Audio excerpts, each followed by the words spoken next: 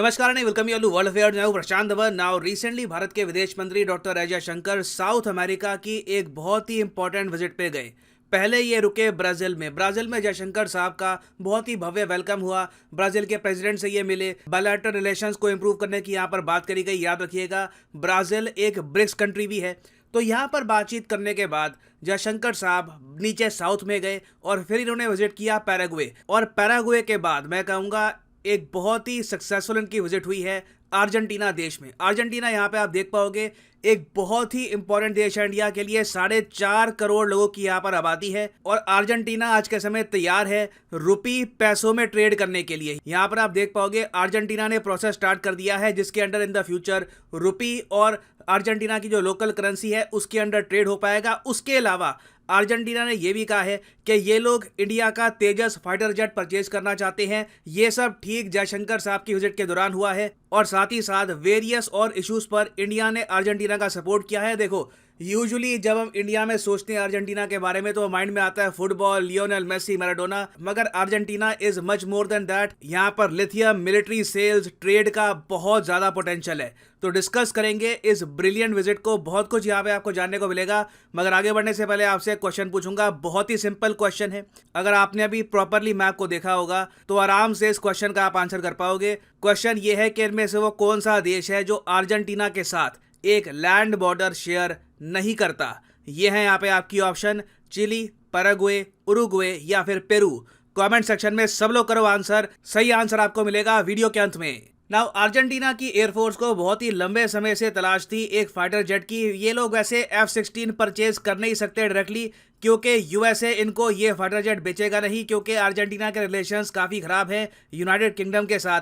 उसके अलावा देखिए प्रॉब्लम ये भी आती है कि ये लोग रशियन फाइटर जेट परचेज करना नहीं चाहते बिकॉज ऑफ सैंक्शंस. फिर जो चाइनीज मेड JF-17 थंडर है उसकी क्वालिटी को लेकर यहाँ पे काफी बड़े क्वेश्चंस हैं. तो घूम फिर के इनके पास एक बहुत ही जरा अच्छी ऑप्शन बचती है, वो है इंडिया मेड तेजस फाइटर एयरक्राफ्ट. इवन तो यहाँ पर जो इंजन है ये मेड इन यूएस है. यूएसए की तरफ से कोई इशू आएगा नहीं एक्सपोर्ट को लेकर अगर इंडिया तेजस फाइटर जेट एक्सपोर्ट करता है टू अर्जेंटीना. और इसलिए इंडिया के विदेश मंत्री जब अर्जेंटीना गए तब अर्जेंटीना की सरकार ने खुद ही कह दिया कि देखिए हम बहुत इंटरेस्टेड हैं तेजस फाइटर जेट को परचेज करने में. भविष्य में इस पर हम एक फाइनल डिसीजन लेंगे और हो सकता है कि हिंदुस्तान एरोनॉटिक लिमिटेड को एक $multi-million कॉन्ट्रैक्ट यहां पर मिल जाए. हो सकता है $1 बिलियन से भी ऊपर का कॉन्ट्रैक्ट हो, क्योंकि फाइटर एयरक्राफ्ट की जो नीड है अर्जेंटीना में ये बहुत ज्यादा है. उसके अलावा रिसेंटली मलेशिया ने भी इंटरेस्ट शो किया है तेजस फाइटर जेट में. उस सब के अलावा देखिए अर्जेंटीना के इंटरेस्ट दिखाने का एक मेन रीजन ये भी है क्योंकि recently Australia, Egypt, Indonesia, Philippines इन सब ने भी इंक्वायर किया है तेजस के बारे में. तो पॉसिबिलिटी मैं कहूंगा यहाँ पर बहुत ज्यादा हाई है कि Argentina Indian made fighter jet purchase कर सकता है. और एक और यहाँ पर एस्पेक्ट है जिसकी वजह से अर्जेंटीना तेजस फाइटर जेट बिल्कुल परचेज करना चाहेगा, वो है लोकल करेंसी में ट्रेड. इंडिया और अर्जेंटीना का वैसे आप अगर ट्रेड देखो तो $6 बिलियन के आसपास है. एक्चुअली $5.5 बिलियन के आसपास है. और दोनों कंट्रीज चाहती है कि इन द फ्यूचर जो भी ट्रेड हो वो रुपी या फिर पैसों में हो. आपको पता होगा अर्जेंटीना की जो करेंसी है वो है पैसो. कन्वर्जन रेट क्या चल रहा है आज के समय? अगर आपके पास 10 इंडियन रुपीस हैं तो उसके बदले इंटरनेशनल मार्केट में मिल जाएंगे आपको 17 पैसो. और अगर आप सोच रहे हैं कि अर्जेंटीना और इंडिया डॉलर से अलग क्यों होना चाहते हैं, देखिए बहुत ही सिंपल रीजन है. यहाँ पर कोई यूएसए की दुश्मनी नहीं है.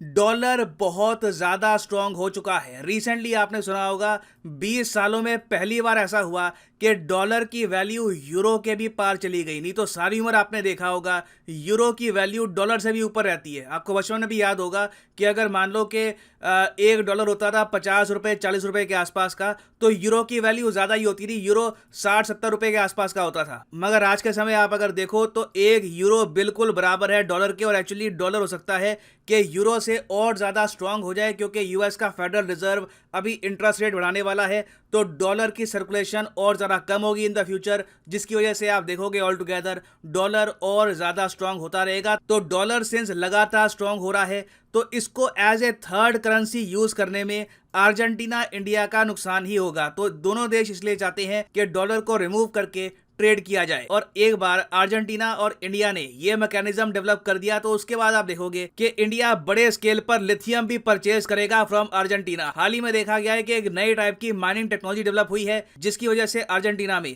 जो बहुत ज्यादा दबा हुआ लिथियम है, देखिए अर्जेंटीना में लिथियम बहुत सारा है मगर यहाँ पे लिथियम माइन करना बहुत ही मुश्किल होता है क्योंकि it is very deep under earth surface. तो ये जो नई टेक्नोलॉजी है इसका यूज कर सकता है India to extract lithium from Argentina. फिर इस सब के अलावा देखिए अर्जेंटीना का एक ग्लोबल एम्बिशन है, ये लोग बहुत ही लंबे समय से कोशिश कर रहे हैं ब्रिक्स का पार्ट बनने की।